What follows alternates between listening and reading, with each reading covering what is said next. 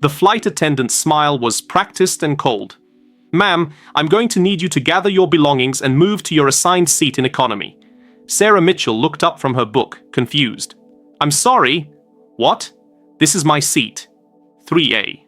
"There's been a mistake with the booking," the attendant said, her voice rising just enough to draw attention from nearby passengers. "A platinum member needs this seat. You'll need to move." Sarah felt her cheeks flush with embarrassment as other first-class passengers began to stare. She was 32, wearing jeans and a simple tank top, her long dark hair pulled into a messy ponytail. She didn't look like she belonged in first class, and she knew it.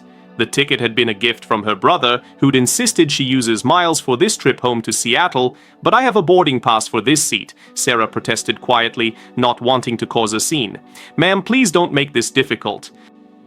The attendant's tone had shifted from polite to authoritative. Behind her, a man in an expensive suit stood waiting, his expression impatient. Sarah began gathering her things, her hands shaking slightly.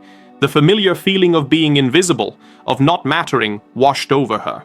It was the same feeling she'd fought against for years, the same feeling that had driven her to prove herself in ways most people couldn't imagine. As she reached for her bag in the overhead compartment, her tank top shifted, revealing the edge of a tattoo on her upper back, a trident piercing through wings with a skull and anchor, the unmistakable insignia of the Navy SEALs. "Excuse me, what's happening here?" A firm voice cut through the tension. Captain Jennifer Hawk Morrison had emerged from the cockpit drawn by the commotion. She was 45, a former Navy pilot with over 10,000 flight hours, and she ran her aircraft with precision and fairness. Her eyes immediately caught the tattoo on Sarah's back as the younger woman stretched for her bag. The flight attendant turned flustered.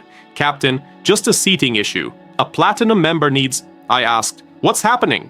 Morrison repeated, her gaze fixed on Sarah's tattoo.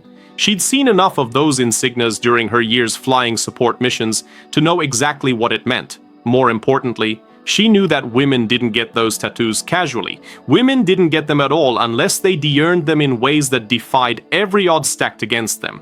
Ma'am, Morrison addressed Sarah directly. "Is that incauthentic?" Sarah turned, meeting the captain's eyes. She saw recognition there, understanding. "Yes, ma'am." Morrison stepped closer, her voice lowering. "What was your rate, Special Warfare Operator?" Sarah answered quietly. "First class, served 6 years, 2 deployments."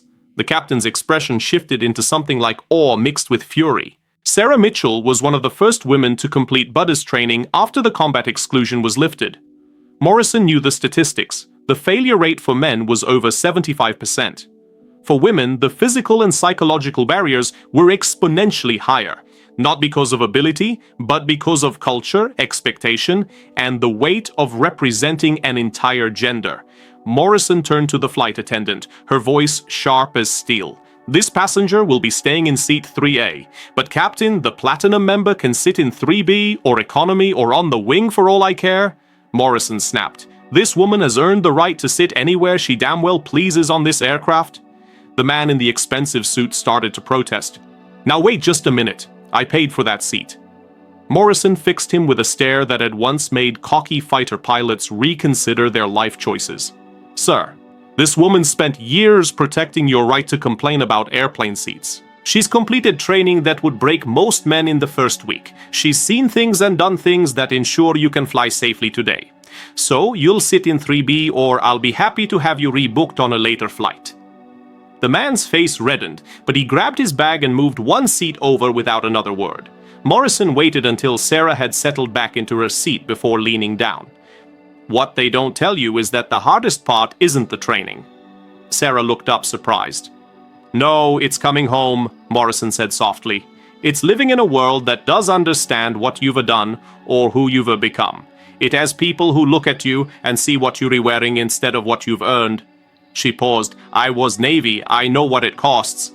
Tears pricked Sarah's eyes, but she blinked them back. "Thank you, Captain." Morrison straightened. "No, thank you for your service and for not giving up when every part of the system was designed to make you fail." As the captain returned to the cockpit, Sarah sat in her seat, no longer feeling small or invisible. The other passengers had returned to their phones and magazines, oblivious to what had just transpired, to who sat among them. An hour into the flight, Morrison emerged again with a bottle of champagne. "Compliments of the flight deck," she said, pouring Sarah a glass. "We take care of our own up here." Sarah accepted the glass, but Morrison wasn't finished. She raised her voice just enough for the cabin to hear. "Ladies and gentlemen, I want you to know that we have a genuine American hero in seat 3A. This passenger is one of the first women to complete Navy SEAL training and serve as a special warfare operator. Her sacrifices, and those of people like her, are why we can fly in freedom today." The cabin erupted in applause. The man in 3B was the first to stand, extending his hand to Sarah with tears in his eyes. "I'm sorry," he whispered. "Thank you for your service." Sarah shook his hand, overwhelmed by the moment. For so long she'd carried her past quietly, almost shamefully, in a world that didn't know what to do with women warriors. She'd been told she didn't belong, that she wasn't strong enough, that her achievements were tokens or publicity stunts. But here, 30,000 FT above the ground, a fellow veteran had seen her, had recognized her, had reminded her that she belonged anywhere she chose to be. When the plane landed in Seattle, Morrison was waiting at the gate. She handed Sarah a card. "Veterans Crisis Line, Support Groups, my personal number. You ever need anything, you call?" Sarah took the card. Understanding the unspoken message, Morrison knew the statistics, the struggles veterans faced, the isolation, the battles that continued long after the uniform came off. Captain Sarah said, "You didn't have to do all that." Morrison smiled. "Yes, I did, because someone did it for me once. And because you've earned the right to take up space in this world without apology. Don't ever let anyone make you feel like you need to shrink." Sarah walked through the terminal with her head high, carrying herself the way she'd learned during those brutal months of training, with purpose, with dignity, with the quiet confidence of someone who'd proven they belonged. And